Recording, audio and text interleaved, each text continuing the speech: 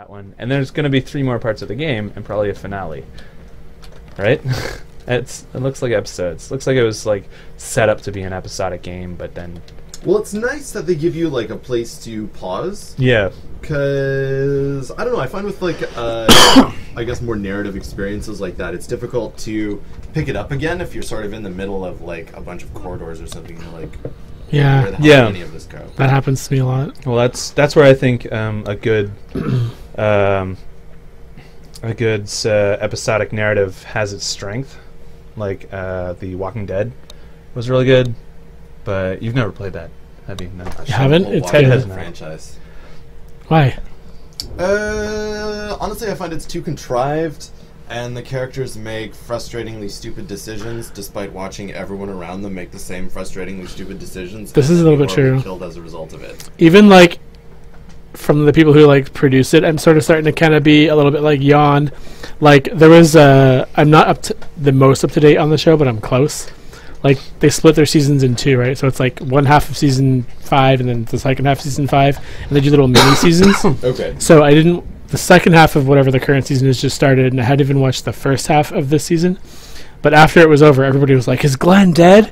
And he's been like a main character since the beginning. Mm-hmm. So then I finally got to the point where like the thing happens that makes you wonder.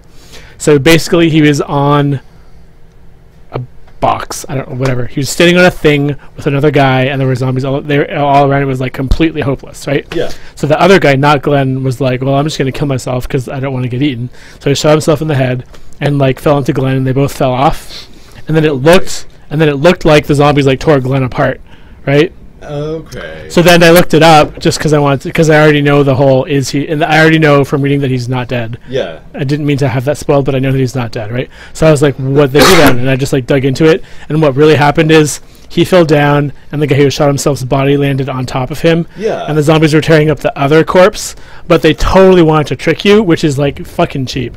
Yeah, absolutely. It's like what is it? Like the 1930s movies where they show the car like drive off the cliff and then explode, and they're like, "How will he survive? Is our hero okay?" He was laying there. Revisit it the next week, and he like calmly gets out of the car, and then the car drives off the cliff or something. He's like watching it explode, and you're like, "I don't remember seeing that last week." Glenn is laying on the ground. There's a dead body on top of him, and the zombies are ripping apart that dead body, but they don't show you that. You just see tearing and blood that looks like Glenn's blood, and then apparently he's going to roll underneath a thing. Yeah. And then the zombies are going to leave conveniently, and then he's going to get up and go away. It's a big zombie meeting.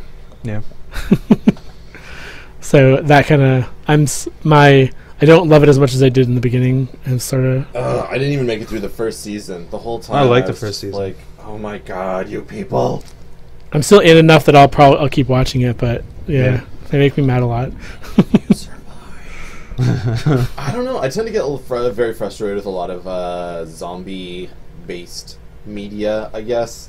I love the idea of the sort of the post-apocalyptic setting, but I find so much of the time it's weirdly combative and adversarial, where you're in this hopeless situation, and your first thought isn't to sort of like band together and make compromises to try and surmount it, but to try and subvert everyone around you, who are literally the only people you know that are alive. Use all the ketchup, will you? Well, I'll shoot you in both legs. We'll see who's laughing now that I've murdered you. Oh, you had the keys to the truck. Shit. I sort of feel that way now too. Like again, they're in like the second like sort of established community place that they found. And like the first one that they were in was like the whole governor thing, and he was like evil, right? Okay, yeah. So they were in like a really shitty situation in the first one, and now they found another like community in a walled-off city, and like they're not bad, but they're not. Wait, they have there were zombie fight ring. There were like 2 people who were kind of shitty, and they're now dead. Okay, but it was like a way better situation than the first one. But now the characters don't trust anyone because of how shitty the first one is. So now, like, I'm like, don't do what you're doing. Like, this is good. You're fucking it up. Don't do the thing you're doing, and you'll be happy. But they're doing stupid shit. Like, Yep. Yeah. I don't know. Honestly, I think that's one of the reasons that There has to be conflict in a War- TV show, or there won't be a It's TV true, show. But like But, World War like- Z, you have the zombies as the source of conflict. World War Z was great for that because I couldn't it finish showed- that movie, but I liked the book. The book was fantastic. When I talk about World War Z, I'm ignoring that the movie exists at all. I tried, I because couldn't it finish just, it. it was the perfect movie.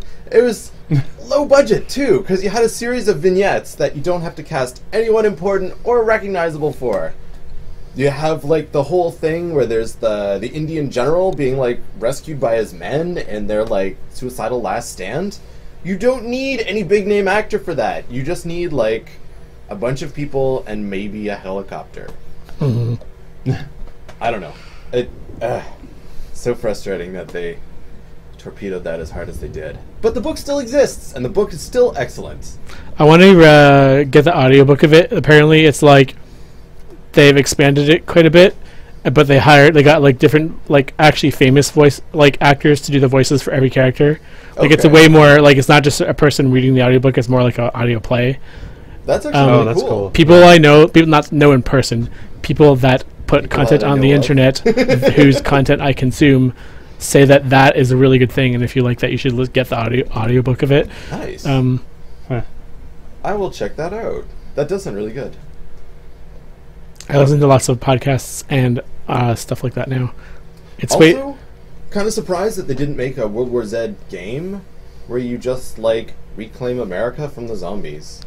That seems like it would be cool. Mhm. But, meh. Sorry, what were you gonna say?